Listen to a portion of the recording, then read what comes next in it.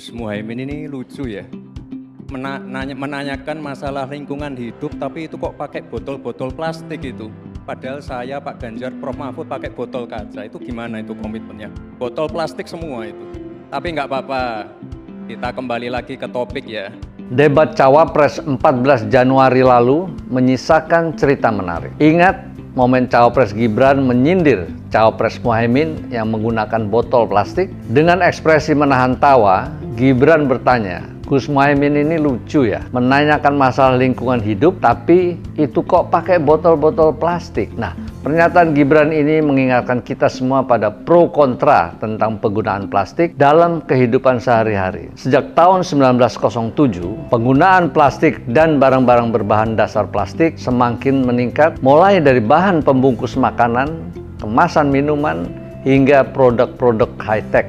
Seperti pesawat terbang juga terdapat komponen plastik. Tak bisa dihindari, penggunaan plastik dari waktu ke waktu terus meningkat seiring dengan berkembangnya industri dan peningkatan jumlah populasi penduduk. Tapi masalah utama adalah limbah atau sampah plastik yang tidak bisa terurai secara alami. Penguraian plastik secara alami membutuhkan waktu yang sangat lama. Coba dibayangkan, sampah botol plastik butuh waktu hingga 450 tahun untuk bisa terurai secara alami. Sampah plastik semakin menggunung menjadi masalah serius kita semua. Penanganan sampah plastik yang populer selama ini adalah dengan cara 3R. Reuse, reduce, dan recycle. Reuse berarti memakai berulang kali barang-barang yang terbuat dari plastik, dan reduce artinya mengurangi penggunaan barang-barang dari plastik, khususnya untuk barang-barang sekali pakai.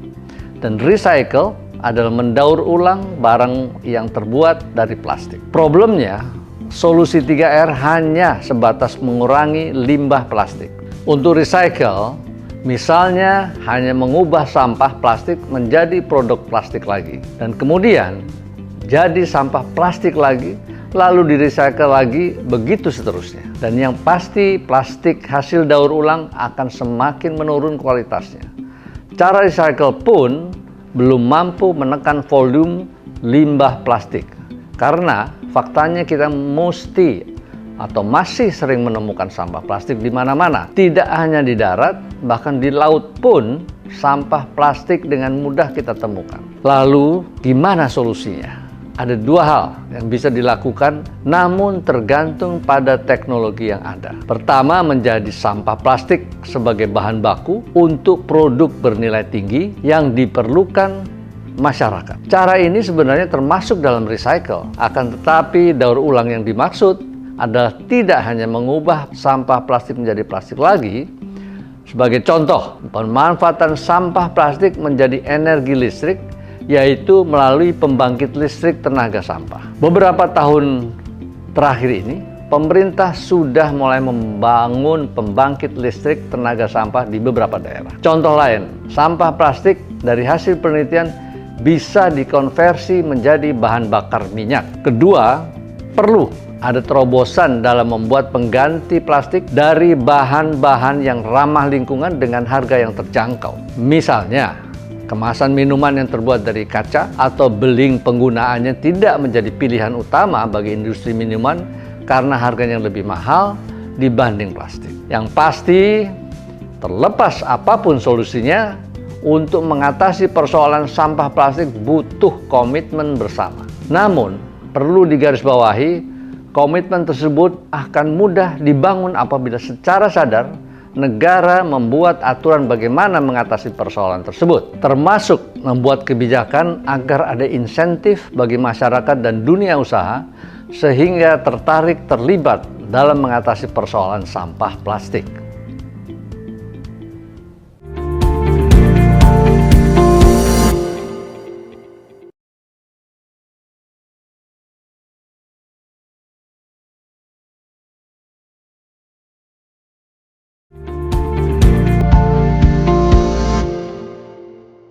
Ini tadi tidak saya jelaskan karena kan beliau kan seorang profesor.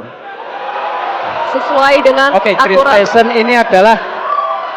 Greenflation adalah inflasi hijau. Dari perdebatan tersebut, Terlepas bagaimana kedua cawapres menunjukkan sikap yang saling memprovokasi, kita diperkenalkan istilah greenflation atau sebuah istilah yang mungkin terasa asing bagi sebagian masyarakat, tapi tentunya tidak bagi kalangan yang konsen terkait pembangunan berkelanjutan. Menurut Guru Besar Ilmu Ekonomi Moneter Fakultas Ekonomi dan Bisnis dari Universitas Indonesia, Ibu Telisa Aulia Valianti, konsep greenflation dapat diringkas sebagai kenaikan harga barang dan jasa atau inflasi sebagai konsekuensi dari transisi perekonomian menjadi perekonomian yang lebih ramah lingkungan, yaitu perekonomian net zero.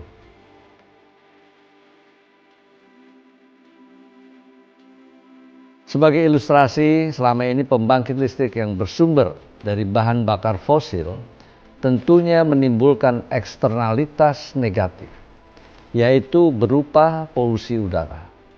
Dan untuk mengatasi hal itu, pemerintah mendorong agar pembangkit listrik beralih ke sumber energi yang bersih, di mana ini sepintas ideal. Tapi konsekuensinya harus ada reinvestasi dengan biaya yang besar. Hal ini tentunya akan berdampak pada kenaikan harga yang harus ditanggung masyarakat. Contoh, green product jatuhnya lebih mahal dari produk yang sama. Namun yang dihasilkan dari pembangkit listrik berbahan bakar fosil. Saya akan memberikan contoh-contoh produk-produk ramah lingkungan yang di negara Eropa dan Amerika lebih mahal akibat dari reinvestasi tersebut di atas. Lalu bagaimana? Pertanyaan Cawapres Gibran dan bagaimana cara mengatasi greenflation tersebut? Atau lebih gamblangnya, apa yang bisa dilakukan pemerintah agar transisi menuju perekonomian net zero tidak membebani masyarakat? Saya punya cerita. Kalau bicara soal recycle seperti ekonomi hijau, saya merasa berbangga sebagai orang Madura. Karena orang Madura itu yang pertama dulu mempelopori ekonomi hijau, ekonomi sirkuler. Di mana orang Madura itu tuh yang memunguti sampah-sampah, memunguti plastik-plastik lalu diolah. Sehingga sebenarnya ekonomi sirkuler itu sudah menjadi kesadaran masyarakat. Nah, oleh sebab itu, kalau untuk mengatasi inflasi itu tentu yang paling gampang kan kebijakan-kebijakan. Diatur saja datanya. Di sini kan harus ada data. Kecenderungannya di sini begini, kebijakannya harus begini. Kecenderungannya di sini begini, kebijakannya harus begini. Nah, itulah yang kita pahami tentang ekonomi hijau, ya. Inflasi hijau dan sebagainya dan sebagainya.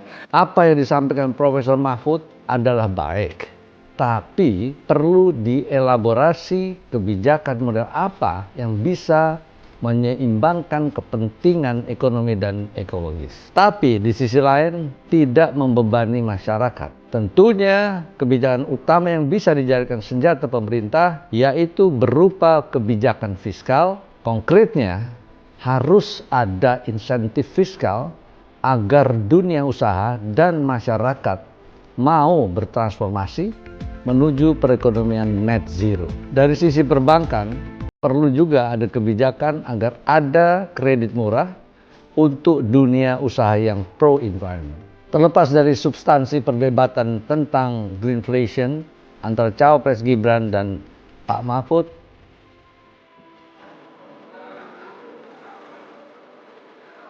Saya lagi nyari jawabannya Prof. Mahfud.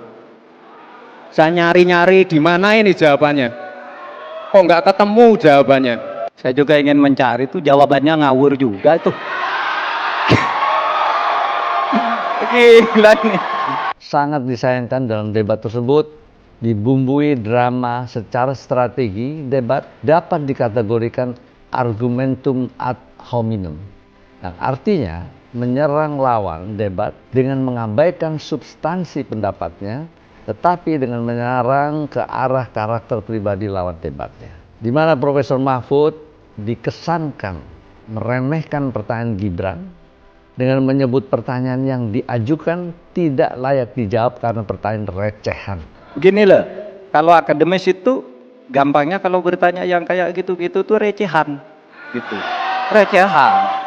Di sisi lain, Gibran menggunakan gestur untuk dapat dimaknai untuk mengolok jawaban Profesor Mahfud. Saya tidak akan membahas siapa salah dan siapa benar, melainkan apa yang salah dan apa yang benar, supaya debat Cawapres kemarin bisa betul-betul bermanfaat meningkatkan pengetahuan kita. Semoga itu hanya sekedar gimmick yang tidak mengurangi substansi bahwa kita semua harus mempersiapkan transisi menuju perekonomian net zero dengan benar.